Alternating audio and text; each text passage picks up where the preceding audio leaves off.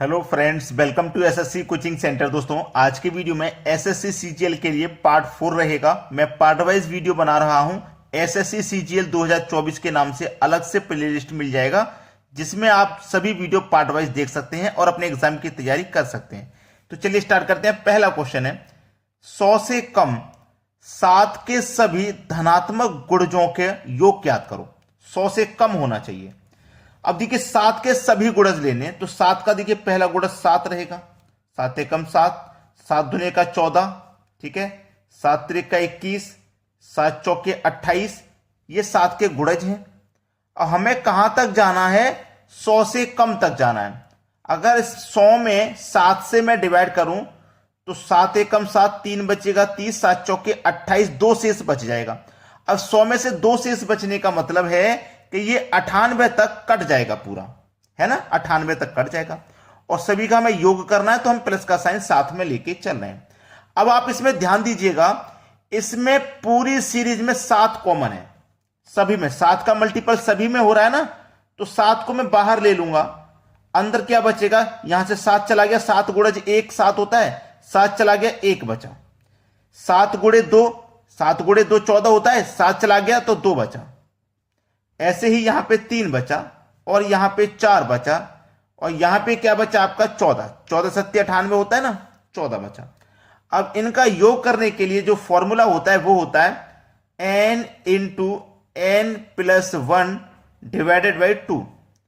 अब यहां पे इसका होता है ये फॉर्मूला, इसका, ठीक है। नंबर, ये जो संख्या है ना, इसको कहते हैं लगातार संख्या भी कहते हैं, क्रमांगत संख्या भी कहते हैं, प्राकृतिक संख्या भी कहते हैं। तो इन संख्याओं के लिए ये फॉर्मूला है। और इसमें क्या है? मल्टीप्लाई में 7 है, तो 7 को मल्टीप्लाई में 7 में ले लेंगे। चलिए 7 मल्टीप्लाई n का मान कितना है भाई? हमको क्या रखना है? n का मान। तो n का मान कितना है? 14 है। 14 तक जा रही है ना सीरीज, तो 14 है इंटू n का मान 14। 14 में जोड़ देंगे 1, तो ये हो जाएगा 15 डिवाइड में 2।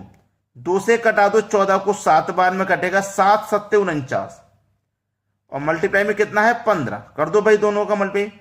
15 निम्मा 135 का 5, कैरी का 13। देखो 135 का 5 आ गया तो कैरी का 13 बचा। 15 चौके 60, 60 में जोड़ देंगे कैरी का 13, तो ये हो जाएगा 73। तो दोनों का मल्टीप्लाई कितना आ गया? 735, जो कि हमारे बी ऑप्शन में है। ये बिल्कुल सही जवाब है। अब देखेंगे अगला सवाल। अगला प्रश्न है, इस प्रश्न की अगर बात करें तो यह प्रश्न एक ऐसा प्रश्न है जिसको हम कभी भी कर लें, एग्जाम में आता ही है। और बहुत से बच्चे इसको आगे से सॉल्व करते जाते हैं, जैसे 4600 का स्क्वायर रूट करोगे, फिर 540 का स्क्वायर रूट करोगे। ये गलत तरीका है। पीछे से होगा, आगे से नहीं, पीछे से। अब पीछे से इस 36 का स्क्वायर रूट सॉल्व कीजिए तो 6 होगा स्क्वायर रूट इसका, 6 हो गया ना। अब प्लस का साइन है तो इस 6 को इसमें प्लस कर दो, अगर माइनस का साइन है तो माइनस कर देंगे, ठीक है। प्लस का साइन है तो प्लस 6 कर दो। अब 250 में 6 को प्लस कर दूंगा तो 256 हो जाएगा। अब ये 250 स्क्वायर रूट में ही तो है, हम 6 को स्क्वायर रूट में तो जोड़ रहे हैं, तो 256 का हमें स्क्वायर रूट निकालेंगे। तो 256 का जो स्क्वायर रूट होता है वो क्या होता है भैया? 16। अब प्लस का साइन है तो इस 16 को इसमें प्लस कर दो। चलिए 1280 में 16 जोड़ूंगा, ये हो जाएगा 1296। अब इस 1296 का स्क्वायर रूट निकालिए, क्योंकि स्क्वायर रूट में ही तो हम जोड़ते जा रहे हैं। तो 1296 का स्क्वायर रूट भैया कितना होता है? 36 होता है। अब प्लस का साइन है तो इस 36 को इसमें जोड़ दीजिए, ये कितना हो जाएगा? 6 और ये 7 और ये 5।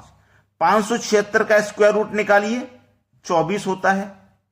अब प्लस का साइन है तो इस 24 को भी इसमें जोड़ दीजिए। 4600 में 24 जोड़ूंगा तो ये 4624 हो जाएगा। अब 4624 का पूरा पूरा स्क्वायर रूट निकालिए, तो 4624 का स्क्वायर रूट कितना होता है? 68। बात खत्म, सवाल खत्म। 68 हो जाएगा प्रश्न का बिल्कुल सही जवाब। तो इस तरीके का क्वेश्चन कैसे करना है वो समझ में आ गया होगा। पीछे से करना है, अगर प्लस है तो प्लस कर दीजिए संख्या में, और यहां माइनस का साइन है तो माइनस कर दीजिए। कभी कभी क्या होता है, एक जगह प्लस है, एक जगह माइनस है, एक जगह प्लस है, एक जगह माइनस, तो माइनस वाली जगह पे माइनस करना है और प्लस वाली जगह पे प्लस करना है। अब देखते हैं अगला सवाल। अगला प्रश्न है, ए एक कार्य को 30 दिनों में पूरा कर सकता है उसने 6 दिन काम किया और बी ने शेष काम 48 दिनों में पूरा किया। बी अकेले पूरा काम कितने दिनों में कर सकता है? देखिएगा, उसने बोला है कि ए एक कार्य को 30 दिनों में पूरा कर रहा है। ये जो ए है ये किसी भी कार्य को 30 दिनों में पूरा कर रहा है, 30 दिन में। ठीक है, इतना क्लियर हो गया। अगर हम ये कहें कि उसने 30 दिन में काम को पूरा कर लिया है, वो काम को जब 30 दिन में पूरा कर रहा है तो हम कह सकते हैं कि काम 30 होगा। हमने काम को मान लिया 30। ठीक है, ए ने 30 दिन में काम को खत्म किया तो मैंने मान लिया कि काम 30 ही था। टोटल काम दिया तो नहीं गया है, नहीं दिया गया ना, टोटल काम नहीं दिया गया। ये हमने ए का मान लिया 30, यानी कि ए किसी काम को 30 दिन में कर रहा है तो मैंने मान लिया टोटल काम 30 था, उसने 30 दिन में खत्म कर दिया।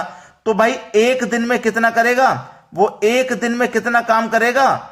एक दिन में एक काम करेगा। देखिएगा, जब ए आपका 30 दिन में 30 काम खत्म करेगा तो एक दिन में एक काम करेगा कि नहीं करेगा? एक दिन में एक काम करेगा।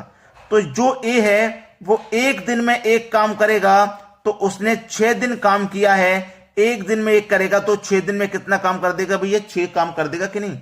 तो टोटल काम कितना है? 30 है, उसमें से ए ने काम कर दिया 6, तो बचा हुआ काम कितना है? 24 है। उसने यही तो बोला है कि बी ने शेष काम कितना बचा हुआ है? 24। शेष काम को 48 दिन में पूरा किया। इस शेष काम को कितने दिन में पूरा किया? 48 दिन में। 24 से कम 24, 24 दुने का 48, यानी कि 1/2 आ गया निकल के। पूछा है बी अकेले पूरा काम कितने दिनों में कर सकता है? पूरा काम यानी कि टोटल काम कितना था भैया? 30। इस 30 काम के बारे में पूछा है। ठीक है, 30 काम के बारे में। तो हमारा जो बी है वो कितना काम करता है? 1/2। पूरा पूछा है 30 को, ये 2 कहां पहुंच जाता है? मल्टीप्लाई में ऊपर, तो 30 दुने का 60, यानी कि टोटल काम को भी 60 दिन में करेगा। पहला ऑप्शन हो जाएगा सही जवाब। अच्छे से सभी को समझ में आ गया है प्रश्न? चलिए अब देखते हैं अगला सवाल।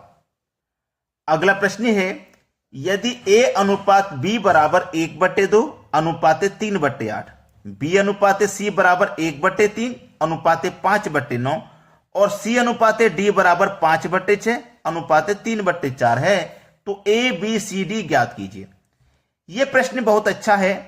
और मैं आपको एक चीज बता दूं, जो लोग लेखपाल की तैयारी करते हैं ना, लेखपाल की, उनके एग्जाम में भी यही क्वेश्चन आ जाता है, बिल्कुल एज इट इज आ जाता है। ये संख्या चेंज हो जाती है, ऊपर 2 हो जाएगा, नीचे 3, ऊपर 4, नीचे 6, इस तरीके से एज इट इज क्वेश्चन आ जाता है ये।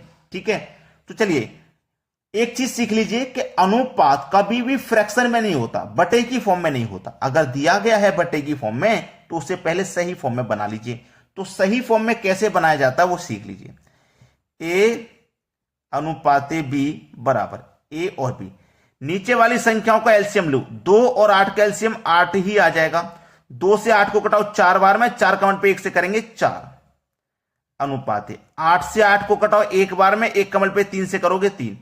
अब ये हट गया, फ्रैक्शन की फॉर्म से हटके सही फॉर्म में बन गया। ठीक है, अब देखो बी और सी को हल करेंगे ऐसे ही। बी अनुपात सी बराबर क्या होगा? 3 और 9 का एलसीएम 9 ही आ जाएगा। 3 से घटाओ 9 को 3 बार में, 3 1 कम 3 अनुपात 9 से घटाओ 9 को 1 बार में, 1 का 5 से करेंगे 5। अब निकालो सी अनुपात डी बराबर 6 और 4 का एलसीएम लोगे 12, 6 से 12 को कटाएंगे 2 बार में, 2 पंजे 10 अनुपात 4 से कटाएंगे 3 बार में, 3 त्रिका 9। सभी का निकल के आ गया ना। अब पूछा है ए बी सी डी, ए अनुपात बी अनुपात सी अनुपात डी। ए का मान कितना है? 4, तो 4 लिखिए। बी का मान 3 है, 3 लिखिए। एक बात याद रखना, बी के 2 मान हैं तो दोनों मान बी के ही नीचे आएंगे। बी का देखो एक और मान दिया गया है 3, तो ये बी के ही नीचे आ जाएगा 3। ठीक है, अब देखिए सी का मान कितना है भैया? सी का मान 5 है तो सी के नीचे आएगा, लेकिन यहां नहीं, ये लाइन चालू हो गई है तो यहां पे आएगा। अब सी का एक और मान है 10, तो सी के ही नीचे आएगा। ठीक है, सी के ही नीचे आएगा। अब डी का मान कितना भैया? डी का मान 9 है तो डी के नीचे आएगा, लेकिन ये लाइन चालू हो गई है तो यहां पे आएगा। क्लियर है? अब ये जगह खाली इसके बराबर वाली संख्या उतार दो, ये जगह खाली इसके बराबर वाली लिख दो, ये जगह खाली इसके बराबर वाली लिख दो, ये जगह खाली इसके बराबर वाली लिख दो। आप कहेंगे सर बराबर में 4 भी था, आप ऐसे ही क्यों लिख रहे हैं? ये वाला तरीका सही होता है, क्षैतिज वाला, लंबवत वाला तरीका गलत। तो इसके बराबर में ऐसे कितना है 10, और देखिए ऐसे कितना है 10। अब 10 त्रिक का 30, 30 चौके 120, 120। 10 त्रिक का 30, 30 त्रिक का 90, 3 पंजे 15, 15 का 10 से करेंगे 150, 3 पंजे 15, 15 निम्न 135। अब सभी को कटा के छोटा कर लेते हैं, ठीक है, सभी को कटेंगे। देखो 15 से कटेंगे सब, ये 15 से 9 बार में, 15 से 10 बार में, 15 छक्के 90 6 बार में, 15 अट्ठे 120 8 बार में। 8 6 10 9 किस ऑप्शन में? 8 6 10 9 पहले ही ऑप्शन में है। ये आपके सवाल का बिल्कुल सही आंसर है। सभी को समझ में आ गया? चलिए अब देखते हैं अगला सवाल। अगला प्रश्न है 50 छात्रों की कक्षा में 40% लड़कियां हैं। टोटल छात्र कितने हैं भैया? 50, जिसमें से लड़कियां हैं 40%। तो मैं लड़कियों की संख्या पता कर लेता हूं 50 का 40% निकाल के। टोटल छात्र 50 हैं, 50 का मैं 40% निकाल लेता हूं, परसेंट का मतलब बटे में 100। 2 जीरो से 2 जीरो गया, 5 चौके 20। इसका मतलब लड़कियां कितनी हैं? 20 हैं। तो मैं एक तरफ बॉय लिख लेता हूं, एक तरफ गर्ल लिख लेता हूं। गर्ल कितनी है? 20। टोटल छात्र 50 हैं, जिसमें से लड़कियां 20 हो गई, तो लड़के कितने हो जाएंगे? 30 हो जाएंगे कि नहीं? यहां तक किसी को कोई दिक्कत होनी ही नहीं चाहिए। होनी चाहिए क्या? बिल्कुल भी नहीं, ठीक है, किसी को कोई दिक्कत नहीं होनी चाहिए। अब आपसे बोला गया है लड़कों का औसत वजन 62 है, लड़के हैं कितने? 30, इनका औसत वजन कितना है? 62। तो संख्या से औसत में हमेशा मल्टीप्लाई करते हैं तो योग पता निकल के आता है, ठीक है। मल्टीप्लाई कर दो, 0 आ जाएगा लास्ट में। 3 दूने का 6, 3 छिंग 18, 1860 इनका योग हो गया। चलिए यहां पे हमसे बोला गया है लड़कियों का औसत वजन 58 है। लड़कियों का वजन कितना भैया?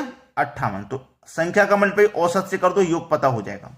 ये 0 आ जाएगा लास्ट में। 2 अट्ठे 16, कैरी का 1, 2 पंजे 10 और कैरी का 1 11, 1160 हो गया। अब देखिएगा ये लड़कों का योग, ये लड़कियों का योग, दोनों को हम जब जोड़ लेंगे तो लड़का लड़की दोनों का योग हो जाएगा। हो जाएगा कि नहीं? दोनों का योग जब हम जोड़ लेंगे तो चलिए जोड़ लेंगे।